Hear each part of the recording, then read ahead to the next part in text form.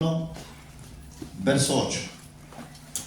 Segundo libro de Samuel, capítulo 21, verso 8. Desde el Antiguo Testamento hacia adelante, después de Deuteronomio, está Josué, Jueces, Ruth. De ahí está primera y segunda de Samuel. ¿Amén? Segundo libro de Samuel, capítulo 21, verso 8. Si le cuesta también a los que vienen llegando hace poquito, hay un índice al principio en la Biblia y ahí lo pueden encontrar más rápidamente. Siempre al principio de la Biblia hay un índice en las primeras hojas y ahí lo pueden encontrar de una manera más fácil. Amén. Segundo libro de Samuel, capítulo 21, versículo 8. Que Dios bendiga a los que han venido ya en forma consecutiva, ya más de 2 o 3 veces, ya no es familiar. Que Dios les bendiga, y los que han venido por primera vez sean muy bienvenidos. Amén. Amén, amén. Y si ha encontrado la palabra del Señor, le damos lectura en el nombre de nuestro Señor y Salvador Jesucristo. Verso 8 de segundo de Samuel 21. Amén. Le damos lectura a verso 8. Pero tomó el rey a 2 hijos de Rispa, hija de Ajá, los cuales ella había tenido de Saúl, Armoni y Mefiboset, y a 5 hijos de Mical, hija de Saúl, los cuales ella había tenido de Adriel, hijo de Barzillai, Meolatita, y los entregó en manos de los Gabaonitas, y ellos los ahorcaron en el monte delante de Jehová. Y así murieron juntos aquellos 7, los cuales fueron muertos en los primeros días de la siega, al comenzar la siega de la cebada. Verso 10. Entonces Rispa, hija de Ajá, tomó una tela de cilicio y la tendió para sí sobre el peñasco, desde el principio de la siega hasta que llovió sobre ellos agua del cielo. Y no dejó que ninguna ave del cielo se posase sobre ellos de día, ni fieras del campo de noche. Y fue dicho a David lo que hacía Rispa, hija de Ajá, concubina de Saúl. Entonces David fue y tomó los huesos de Saúl y los huesos de Jonatán su hijo, y de los hombres de Jabes de Galaad, que los habían hurtado de la plaza de Betsán, donde los habían colgado los filisteos, cuando los filisteos mataron a Saúl en Gilboa. E hizo llevar de allí los huesos de Saúl y los huesos de Jonatán su hijo, y recogieron también los huesos de los ahorcados, y sepultaron los huesos de Saúl y los de su hijo Jonatán en tierra de Benjamín, en Sela, en el sepulcro de Cis su padre, e hicieron todo lo que el rey había mandado. Y escuche bien, y Dios fue propicio a la tierra después de esto. Amén. Oramos al Señor. Buen Padre Celestial, le damos gracias esta noche por este lindo servicio, Señor, donde nos permite estar en tu casa de oración, donde, Señor, por tu gracia y tu misericordia nos concedes tener un asiento para poder sentarnos cómodamente, Señor, en tu casa y disfrutar esta linda comunión con los santos, abrazarnos, Señor, doblar nuestras rodillas, como digo siempre, Señor, y creer confiadamente que por la fe entramos al trono de tu gracia, Dios amado. Creemos fielmente que nuestra voz ha sido oída en lo alto. Ahora pedimos, Señor, oír tu palabra. Pedimos que abran nuestros corazones, preparen nuestra vida, nuestra mente, nuestro entendimiento, para estar atentos a lo que tú puedas derramar en esta hora de la noche. Gracias, Padre. Recibimos tu bendición en el nombre de Jesucristo, nuestro Salvador. Amén y amén. Gloria a Dios, gloria a Dios, gloria a Dios para siempre. Tome asiento, por favor. Y póngase muy cómodo. Póngase cómodo, siéntase cómodo. Lo que menos quiero es que se sienta incómodo en la casa del Señor. A mí no me gustaría que usted llegara a mi casa no se ponga cómodo. Es raro. Es raro, y que, no sé. Póngase cómodo, sienta el privilegio que es estar en la casa del Señor. La palabra del salmista decía: mirad cuán bueno, miren, observen, miren qué lindo esto. Están los hermanos juntos y en armonía. Mirad cuán bueno y cuán delicioso es habitar los hermanos juntos y en armonía, mis hermanos. Amén, que Dios nos bendiga. Siempre va a haber un poco de nervio, mi hermano, a la hora de hablar de la palabra del Señor, y en lo especial para mí, esto fue una palabra que fue de mucha bendición, hermano, cuando me encontré con este nombre de esta mujer que no ni conocía. Yo no la conocía, por más, como 3 veces yo ya había pasado por estos libros y sabe que nunca lo tomé en cuenta, pero en un momento tuve una preocupación, un sentir, y dije, oh, gloria al Señor, parece que nosotros nos olvidamos de algunas cosas, pero hay cosas que Dios no se olvida. Y en esta noche, mis hermanos, les quiero compartir con toda humildad y sinceridad de corazón sobre una mujer que se llama Rispa. Si ustedes se dieron cuenta, cuando comenzamos el verso 8, habla de una mujer especial. Mire, dice, pero tomó el rey a 2 hijos de Rispa, hija de Aja, los cuales ella había tenido de Saúl, Armoni y Mefiboset. Cuando hablamos de esta mujer, es imposible no hacer un pequeño detalle sobre esto. No sé si esto era pasado, pero de repente podemos ver noticias y podemos ver de que, no sé, jóvenes son llevados a la cárcel por delitos terribles y somos ligeros para expresar una opinión o una declaración, y nosotros como hombres en especial, yo creo que perdemos el tiempo tratando de meternos en la mente de una madre.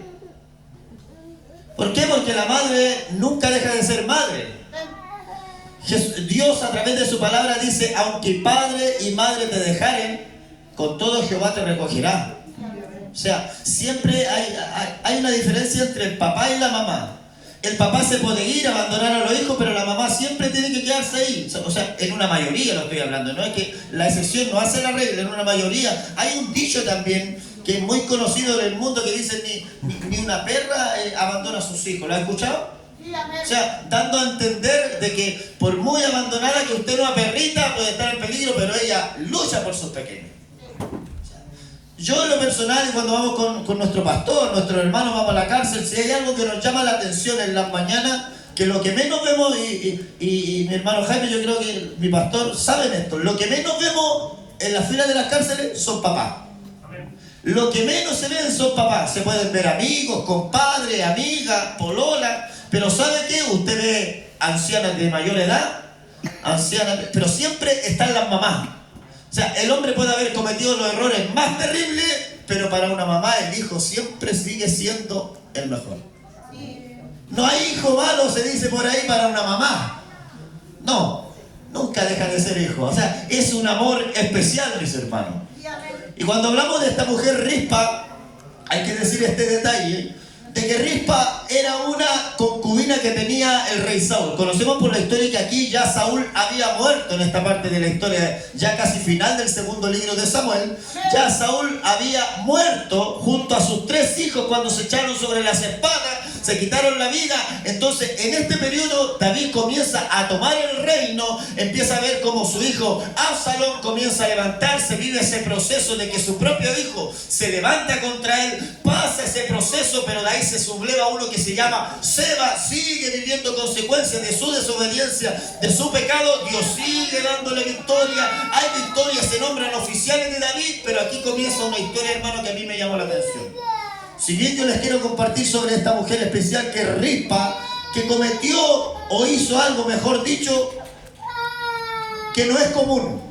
No puedo decir que no es normal, porque dice la historia de que a esta mujer le tomaron sus 2 hijos, de acuerdo a algo que había pasado en aquel tiempo, porque se tiene que hacer justicia, porque sabemos que lo que se siembra, se cosecha. Entonces a esta mujer Rispa, que era una simple concubina, sus hijos no tenían parte con el reinado de Saúl, sino que los hijos directos solamente con la reina. Ella era solamente una concubina, o sea, sus hijos no valían nada, menos si ya había muerto su padre Saúl. Toman a sus hijos, y ¿sabe lo particular de esta historia de esta mujer que llama la atención? Que se los toman a Armoni y a Mefiboset para ser ahorcados, y esta mujer toma una decisión: yo no voy a dejar los cuerpos abandonados. Esta mujer hace algo poco común, por eso digo poco común, no es común ver esto, por eso digo poco normal, porque tampoco es normal que una persona se quede viendo 5 o 6 meses, que era del comienzo de la siega hasta el fin de la siega. Desde el comienzo de todo ese periodo da un aproximado de 6 meses. O sea, lo que hizo esta mujer, mis hermanos, es que sus hijos estaban ahorcados ahí junto a 5 hijos más de Mical, y ella se quedó día y noche. Levantó una pequeña tienda, se puso tela de silicio y dijo: yo tengo que quedarme aquí. Una historia muy particular, media rara para algunos, porque cuando escuchamos de que 7 hombres tenían que ser ahorcados, es algo raro. Se provocó hasta un silencio. No salió ni un amén, porque es raro, mi hermano. Pero a Dios no se le escapa nada. Dios está al tanto de todas nuestras cosas. Y Dios es tan bueno que deja escrita esta historia tan maravillosa para darme esperanza.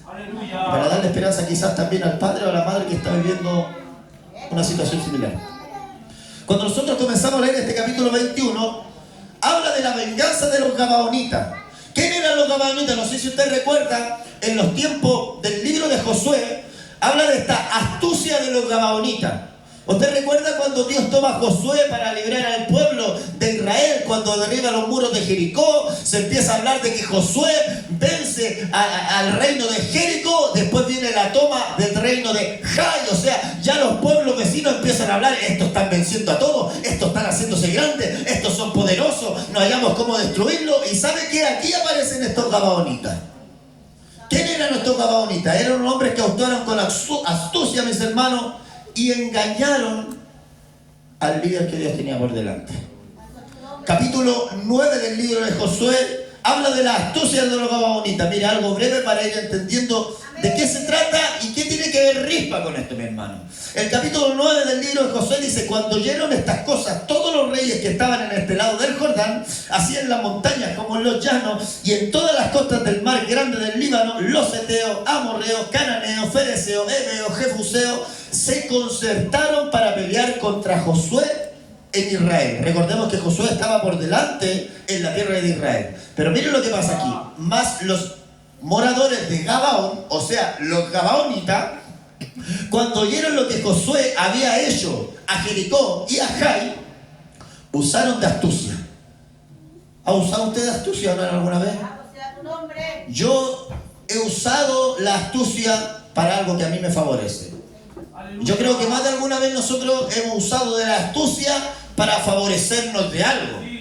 De alguna u otra manera usamos de la astucia. Los gabaonitas vieron lo que estaba pasando, cómo había terminado con pueblos grandes como Jericó, con pueblos como de Jai, y ellos dijeron: no, nosotros no nos podemos meter con ellos. Ellos no entendieron de que eran quizás más fuertes en la batalla, sino que ellos entendieron: no es cualquier pueblo, no es cualquier ciudad, no son cualquier hombre, no es cualquier líder. Ahí hay un hombre de Dios que fue sucesor del hombre de Dios que era Moisés, y ese hombre Dios está de su lado. O sea, el Dios de Israel está con Josué.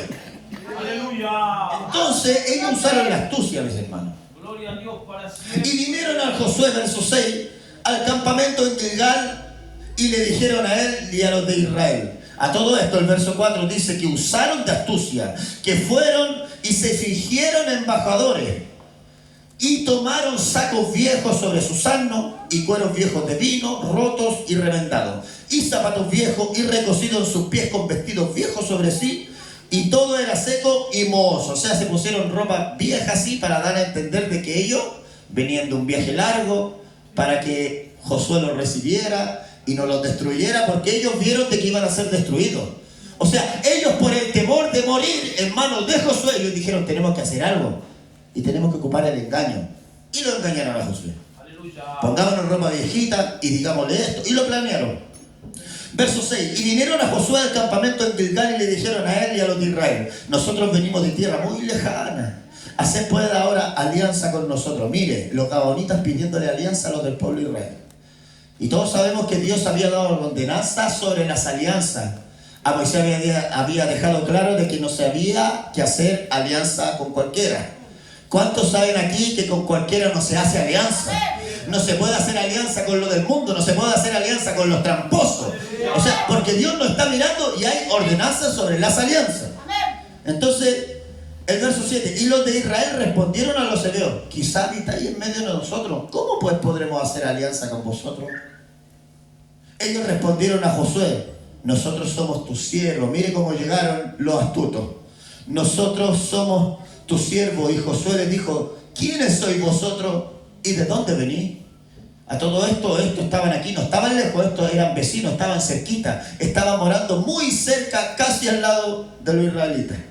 Y ellos respondieron: tus siervos han venido de tierra muy lejana por causa del nombre de Jehová tu Dios. porque hemos oído su fama y todo lo que hizo en Egipto.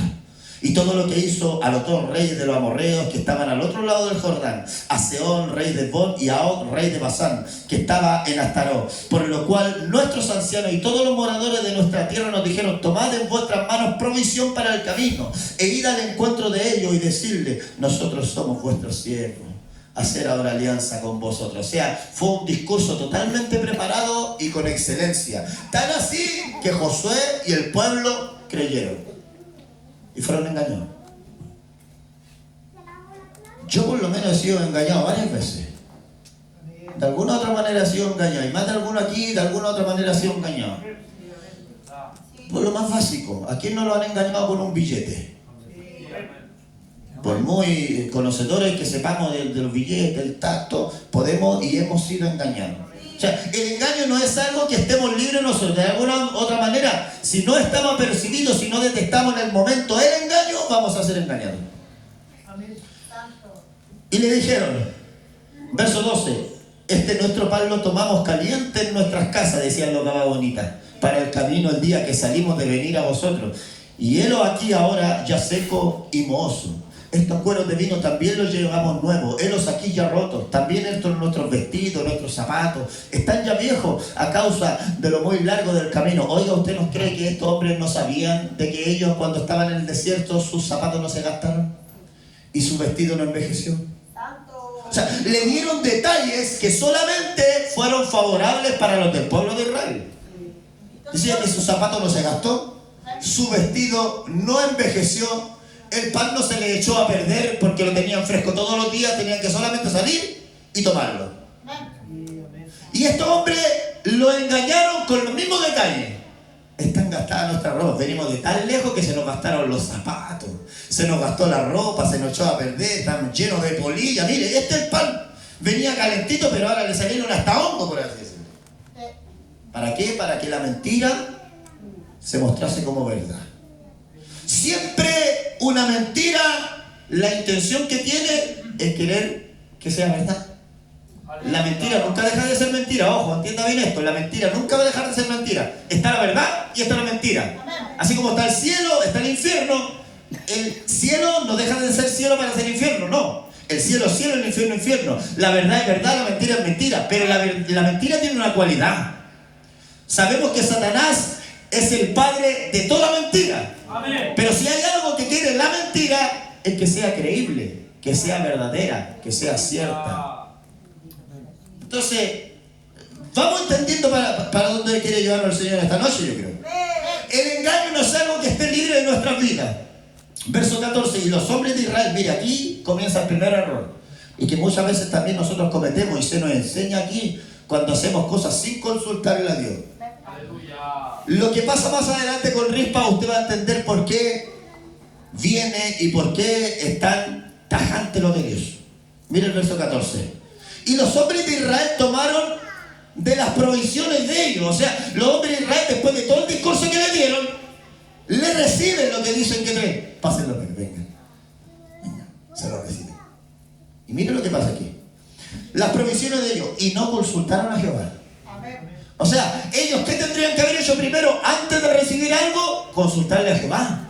Y eso es lo que muchas veces también nos pasa a nosotros. Recibimos cosas sin antes consultarle a Jehová. Y por eso después, cuando estamos con esas cosas que nos vienen de un buen vivir, que nos vienen de una decisión o del corazón de Dios, nos hallamos que eso nos trae consecuencias, nos trae pecado, nos trae amargura, nos trae soledad, nos trae cosas malas, y después ya no podemos decir: ay, que el Señor, es que debería haberle consultado al Señor.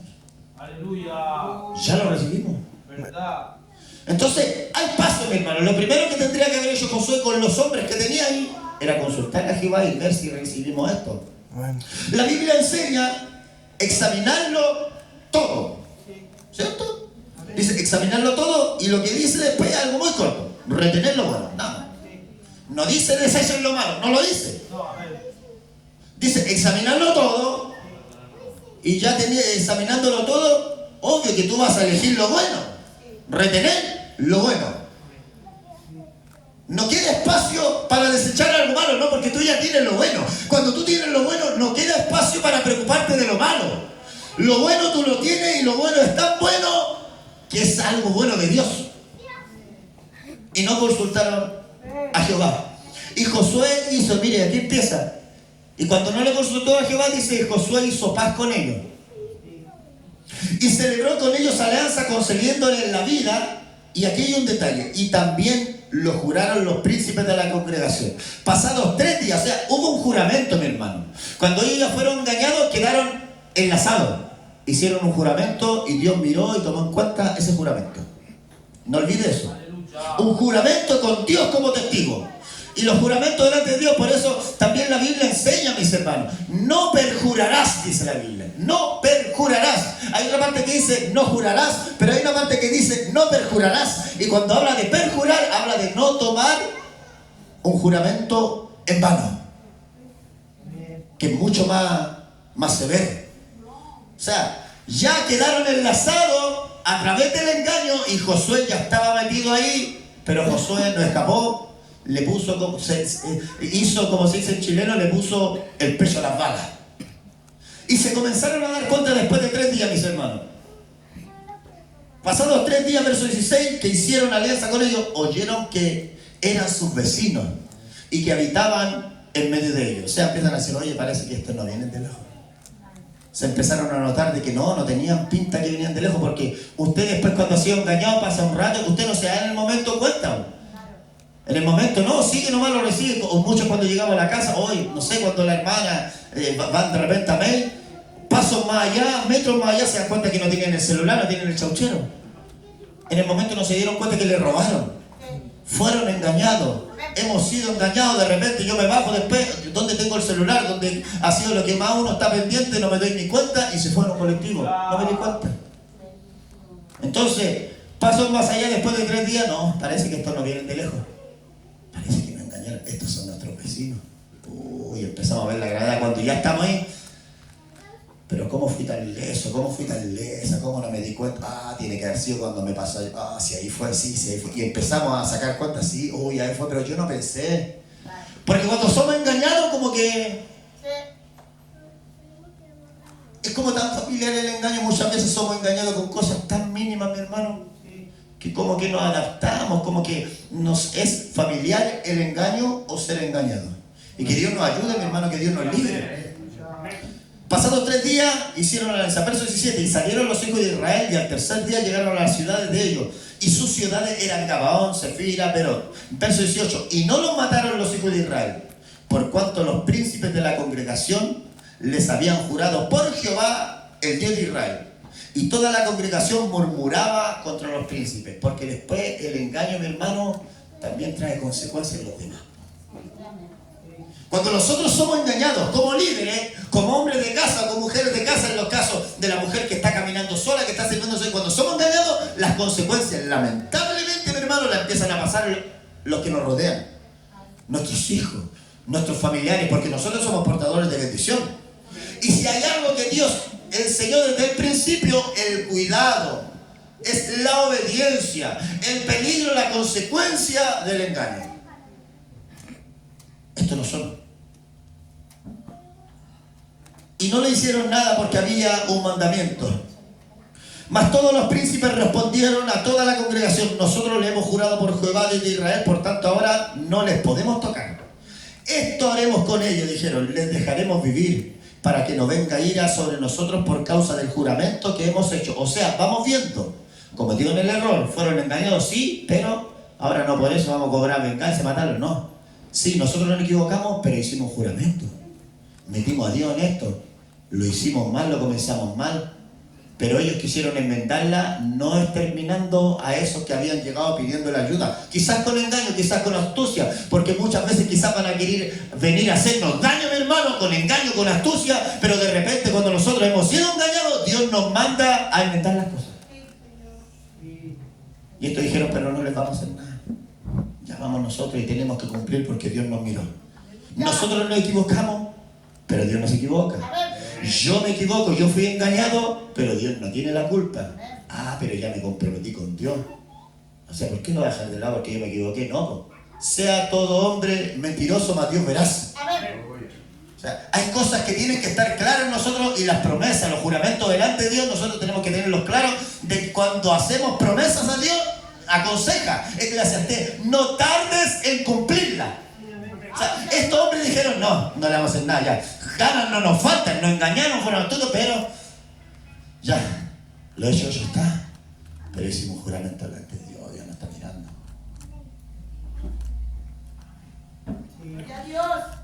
Verso 21, dijeron pues de ellos los príncipes, dejadlos vivir, y fueron constituidos leñadores y aguadores. Miren, lo dejaron vivir. ¿Y saben lo que pasaron a hacer estos que vinieron con engaño? Que solamente engañaron porque temían por sus vidas. Por eso fue el engaño. Porque ellos veían que peleando contra Dios, ellos iban a morir. O sea, en que nos maten otro, que nos mate Josué, tratemos de hacerlo porque no hallamos forma.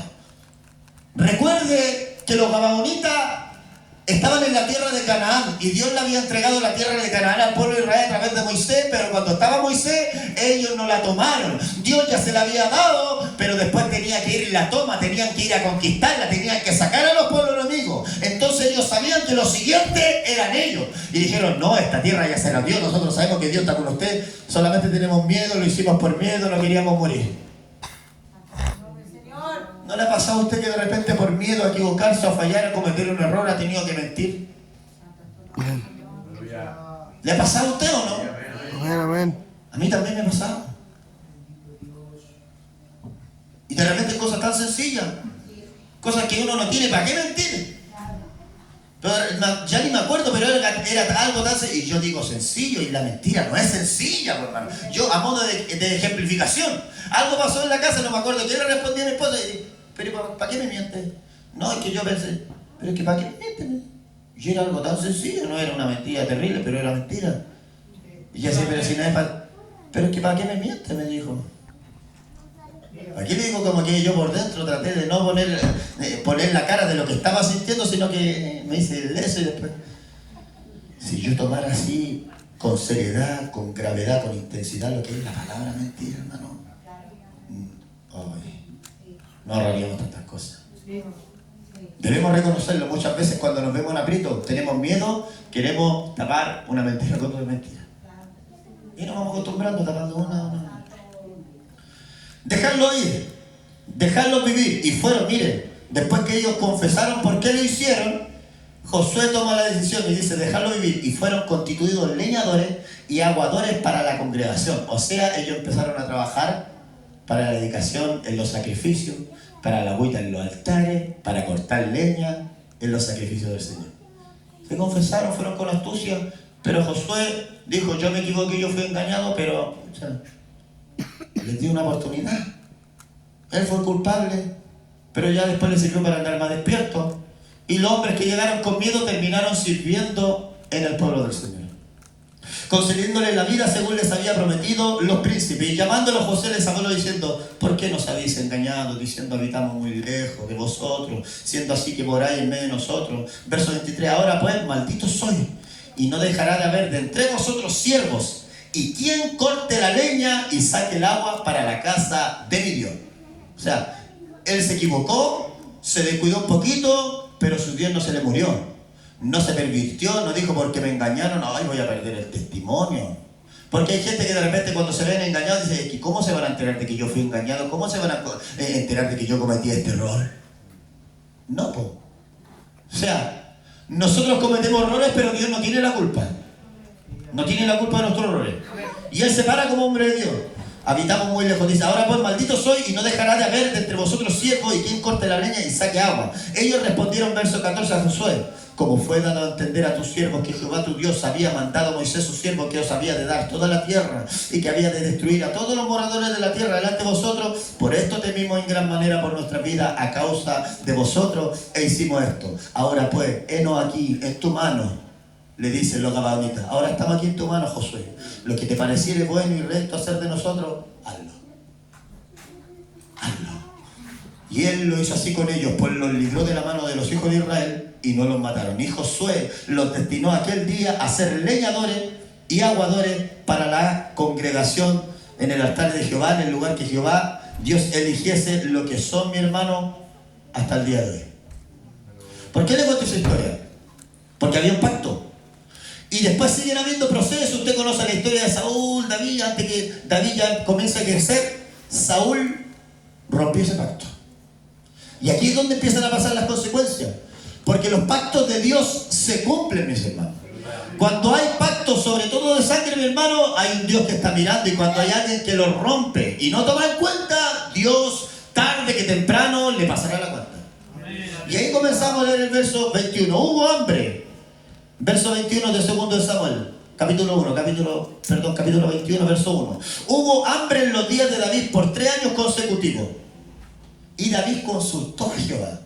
Mira, aquí fue distinto. O sea, ya David sabía lo que había pasado, pero él no tomó una decisión aún de las consecuencias que estaba viviendo por la rebelión de su hijo Absalón, por la sublevación de Seba. No, él sigue consultando a Jehová, porque entendió que tener el consejo, la dirección de Jehová, tiene buen rumbo.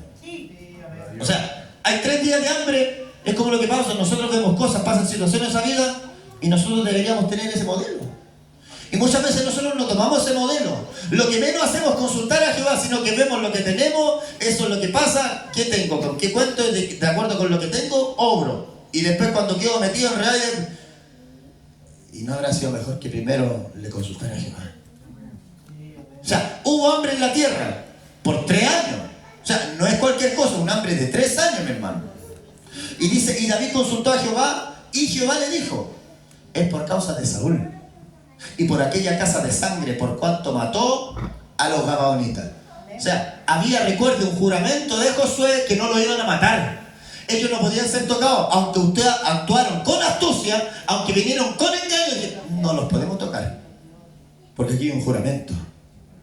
Y Josué respetó ese juramento, los protegió. ¿Recuerda usted la hazaña en Josué mismo? Si no me equivoco, el capítulo 10, más adelante, la historia conocida, que dice que comenzaron a ver y los pueblos vecinos escucharon de que los gabaonitas estaban junto con el pueblo de Israel. El rey, por primera vez sale la palabra Jerusalén en el capítulo 10 de Josué. Por primera vez sale la palabra Jerusalén y habla del rey de Jerusalén. Dice, no, estos se unieron para allá, y dice que manda a buscar 4 reyes más vecinos para ir en contra de Israel y destruirlo. Aleluya. Y cuando ven eso, los gabaonitas dicen, Josué, acuérdate de nosotros, acuérdate que hicimos un pacto contigo, tú dijiste que no ibas a cuidar. O sea, Josué podría haber quedado bien cuando les perdonó la vida, pero ¿sabe que todavía sigue una consecuencia? Los enemigos de los gabaonitas, que eran los reyes, el rey de Jerusalén más los reyes vecinos, querían destruir a los de Gabaón. Y los de Gabaón dijeron, Josué, ayúdanos, acuérdate que hay un pacto, tú hiciste una promesa. Él quizás tendría que haberlo dejado ahí, pero resulta que esos gabaonitas ahora estaban cortando leñitas, ahora estaban trabajando en la obra del Señor, ahora llevaban agüita para el altar, eran los que llevaban agua para los sacrificios, para el utensilio, para los sagrados de Dios. O sea, ellos podían recurrir a la ayuda del hombre de Dios porque sabía que estaban trabajando a favor de la obra de Dios, porque todo aquel que trabaja para la obra de Dios, el hombre bendecido, el hombre cuando hace bien las cosas, cuando puede haber cometido muchos errores, pero el hombre dice, sí, yo me equivoqué, permítenos ser tu siervo, vamos a cortar leñita, vamos a ser tus siervos, vamos a traer agüita para el holocausto. Sí, aquí vamos a estar. Siempre estuvieron, pero les llegó la guerra y dijeron, ayúdanos, José, tú hiciste una promesa. Nos quieren destruir. Acuérdate que hiciste un juramento delante de él. Y ahí tiene que salir Josué con el pueblo. Y usted conoce la historia. Y Josué actúa como actúa un hombre de Dios. Aunque quizás ya era algo que no le correspondía, él dice que comienza de noche. Adelantar el camino, en vez de ir en la mañana temprano, él comienza de noche, muy temprano de noche, y comienza a caminar. Y cuando llega donde los reyes vecinos, hace un ataque sorpresivo y comienza la guerra, comienzan a pelear, y de repente la guerra era tan grande que se iba a empezar a oscurecer, porque la hora avanza. De repente, cuando estamos peleando, hay veces que la lucha parece larga y hay veces que la lucha parece corta. Y hay veces también que decimos, Señor, me gustaría tener más tiempo para pasar esta batalla. Y eso es lo que pasó, seguían peleando y ya veían que si se quedaban de noche, los reyes vecinos podían terminar con Israel y con los gabaonitas, o sea, corrían peligro. Y ahí acontece lo glorioso, las famosas palabras de Josué que dice, sol, detente en Gabaón. ¿Usted conoce el corito que cantamos? Elías oró y el fuego cayó, oró Josué y el sol se paró. O sea, Josué, dentro de su perspectiva natural, porque él estaba aquí en la tierra, él no era conocedor de grandes ciencias como hoy en día. Hoy en día ya todos sabemos que el sol no se mueve. El sol es estático. Lo que se mueve, para los que están en el colegio, ¿quién es el que gira alrededor del sol? La tierra. La tierra tiene un movimiento de rotación que es sobre su propio eje y traslación, ¿cierto? O sea, si este es el sol, la tierra va así. Pero Josué le dice: sol, detente. Oye, pero si el sol no se detiene. ¡Ay, santo! ¡Hasta tu nombre! ¡Bendito Dios! Sol, detente. Pero si el sol no se detiene, parece ridículo. Pero ¿sabe qué? A lo mejor no era la mejor oración, no era la mejor declaración, pero era lo que estaba frente a sus ojos. Y nosotros, es inevitable, sabemos que el sol no se mueve, pero todos de alguna manera cuando sale en la mañana preguntan: ¿y a qué hora salió el sol? Salió como a las 7:20, salió como a las 7:10 y no salió. Los que despertamos somos nosotros y de repente lo vemos acá, después lo vemos acá y a simple vista pareciera que el sol se mueve, pero el sol no se mueve porque la perspectiva humana de nuestro ojo no es la perspectiva de Dios. Dios tiene todas las cosas en su control. Y esto es más glorioso porque Josué dice: sol, detente en la... Y no sé de dónde, pero salió la luna. Él vio la luna y tu luna en el valle de Ajalón. O sea, vio el sol. Quédate ahí, le dijo. Y tú, luna, quédate allá nomás. ¿Para qué? Para que la guerra siguiera y tuvieron más días, tuvieron más horas para pelear, porque el que es de la luz sabe manejarse de día. ¡Santo Dios! Jesucristo en una oportunidad tuvo que decirle a un hombre malintencionado: mi padre hasta ahora trabaja. Y yo también. Amén. Pero él, dentro de la perspectiva, oiga, se imagina lo que tiene que haber hecho Dios con esa declaración de Josué. Porque él dijo: sol, detente. Y hay entendidos, sabios, estudiosos de esto, que dicen que ese día duró no sé cuánto más. Y no pueden comprenderlo, no pueden explicarlo.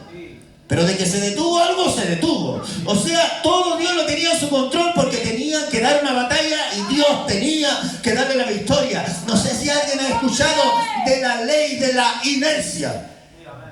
La ley de la inercia, no sé si usted va en un auto, por eso recomiendan los cinturones de seguridad en los vehículos. Porque si usted va a cierta velocidad, si hay un choque, ¿qué es lo que pasa con el cuerpo? Si no tiene el cinturón puesto. Había algo cómico que decía: tiene que ponerse el cinturón de seguridad porque si hay un choque, el muerto queda amarrado y no sale volando. O sea, el cinturón de seguridad hace que el choque lo detenga y el cuerpo no salga hacia adelante. Porque si hay un choque, si hay algo cargado, si usted frena, le va a costar más frenar porque lleva peso. La ley de la inercia: si usted frena algo bruscamente, lo que está en el auto sale para allá con fuerza. Y va a depender si va a mayor velocidad. Usted ha visto los accidentes de tránsito, las motos cuando van muy estable, pareciera que van en sus naves, pero basta un solo choque y sale por allá lejos, se le sale la zapatilla. ¿Por qué? Porque la ley de la inercia no hace que el cuerpo se quede donde quedó el auto. La ley de la inercia hace esa reacción, sale para allá. ¿Por qué le digo esta tontera? Si el internet es bueno, los libros son buenos, hermano, para volver a repasar lo que nos enseñaron en la básica. Gloria a Dios. La Biblia no dice de que Dios tuvo que tener el movimiento de rotación de la tierra. No lo dice. Pero la ley de la inercia comprueba que si llegara a detenerse el movimiento de rotación de la tierra de una manera brusca, hay catástrofe. Esto se caen los montes, se caen los edificios, hay gente reventada. Oiga, es algo terrible porque la tierra, no sé a cuántos kilómetros, no sé si eran 3.000 o 7.000 kilómetros por hora es la velocidad de la tierra que está. Nosotros no lo notamos.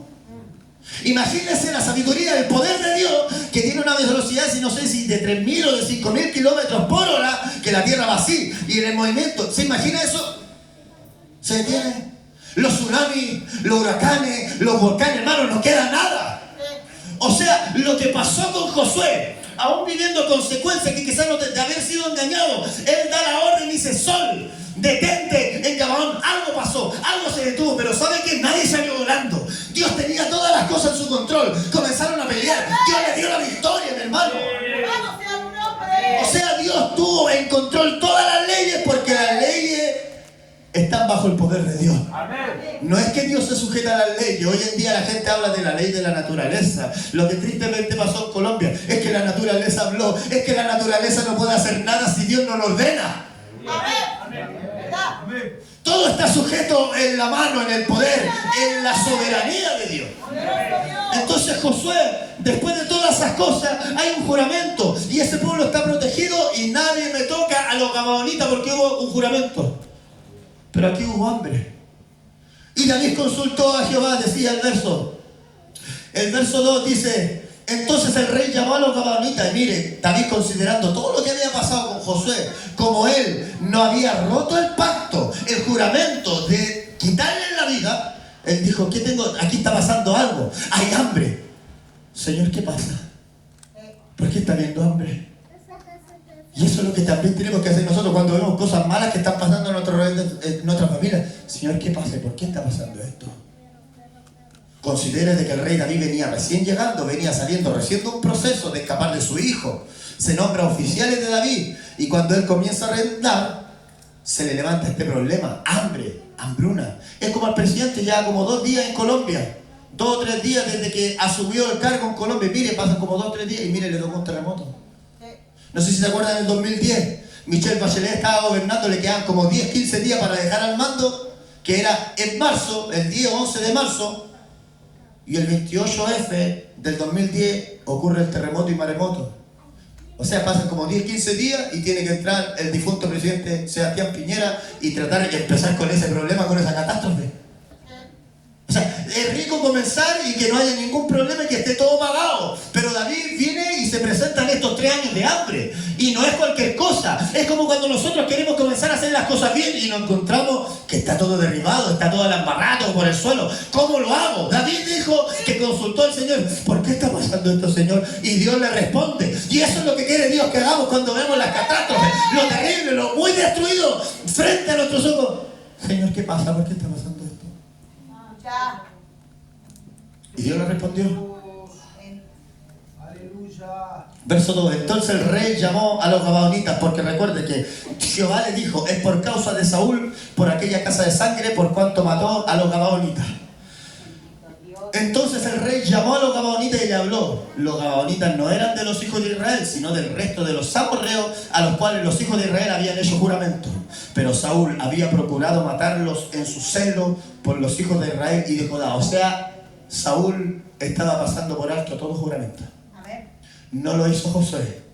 Tuvo que arriesgar su vida con los del pueblo de Israel peleando por haber sido engañado. No importa, vamos, Dios está con nosotros. Lo juramos delante de Dios, tenemos que seguir adelante. Pero Saúl no consideró aquello. Recuerde que David, cuando tuvo la oportunidad de exterminar a Saúl, él dijo: guárdeme Jehová de levantar la mano contra el ungido de Jehová. O sea, él consideró de que había una orden ahí. Verso 3. Dijo pues David a los gabaonitas: mire, David tratando de arreglar las cosas, porque eso es lo que quiere Dios con nosotros, que tratemos de, viendo todo lo que está en la embarrada, que tratemos de arreglar las cosas, po. De reaccionar, no buscar el culpable, po. Si hay gente que cuando pasa cosas no, es que algo me hicieron. Hay gente cristiana que todavía piensa que la cargaron, Aleluya. que le tiraron. Hay gente, no, sí, para mí, hace poco me dijo un hermano en el trabajo, que yo no voy a dejar de decirle hermano porque no viene en mi iglesia. Es un hermano quizás que le cuesta más, lleva menos tiempo, quizás no se lo han enseñado. Pero yo pienso que a lo mejor me hicieron una brujería porque no sé, me cargaron. Y yo lo escuché y dije: no, puede que no, pues. Puede que sí, le dije, pero puede que no. ¿Por qué algo malo? ¿Por qué al tiro? No, alguien me hizo daño. ¿Por qué si nos pasa algo? No, es que algo me hicieron. No, puede ser de que una consecuencia de algo malo que yo he hecho. No, si siempre es más fácil echarle la culpa a otro. Siempre es más fácil decir: no, es que él me hizo daño. La ley, la regla, en Jesucristo la enseñó. Y dice: cuando vayas al altar a presentar tu ofrenda, mire, si hay un orden, hermano. Cuando vayas al altar y vayas a entregar tu ofrenda, camina a la ofrenda y te acuerdas. No dice que el Espíritu me reveló, no. Y te acuerdas de que tu hermano tiene algo contra ti. Mire, Si a veces lo hacemos los lesos, mi hermano, con algo tan sencillo. Y amén. Y te acuerdas de que tu hermano tiene algo contra ti. ¿Ves? Deja la ofrenda al ladito primero. Anda y reconcíliate. Y amén. Entonces muchos no pueden hacer eso. ¿Por qué? Porque dicen, pero es que yo no tuve la culpa. ¿Verdad? Claro. Pero Jesucristo siempre va en contra de nosotros. Porque dice, y te acuerdas de que tu hermano tiene algo contra ti. O sea, ha pasado que de repente yo voy a ofrendar y me acuerdo. Sí, parece que tiene algo contra mí. No sé qué, pero yo lo noto. Yo conozco a mi hermano, yo conozco a mi hermano. Algo tiene. Voy a tener que ver la forma de acercarme porque sí, yo creo que algo tiene contra mí. Y trato de yo reconciliarme. Y de repente pasa que vamos a tratar de reconciliarnos y no era nada lo que pensamos, pero sirvió para conocerlo. O de repente puede que sí, y de repente no teníamos ni culpa, o de repente sí, y algo provoca a Dios. Pero dice, anda y reconcíliate. Amén. No dice, y te acuerdas de que le hiciste algo malo a otro. No, es todo lo contrario. Te acuerdas de que alguien tiene algo contra ti, anda y reconcíliate primero. Bendito Dios. Entonces eso es lo que hizo David. ¿Qué pasa? Y le oró. Ya pasa esto. Ya. Gabonita. Voy a hablar con ellos. Vengo recién llegando el rey. Dijo pues David a los gabonitas, ¿qué haré por vosotros? Mire el rey diciéndole esto a los gabonitas. Porque hay gente que piensa que donde uno tiene autoridad, donde tiene años, donde tiene testimonio, que cuando se equivoca es de tonto pedir perdón. No, pues yo me equivoco, yo pido perdón. Yo pido perdón. Yo no pido disculpas. Aparte las disculpas no se piden, se ofrecen. O si no estaré diciendo, cuando yo digo que pido disculpas, estoy diciendo dame disculpas, porque es un pedir. O sea, si yo pido disculpas o doy disculpas, estoy excusándome de la culpa. Eso es la disculpa. Quedar exento de la culpa. Y no es lo mismo que el perdón.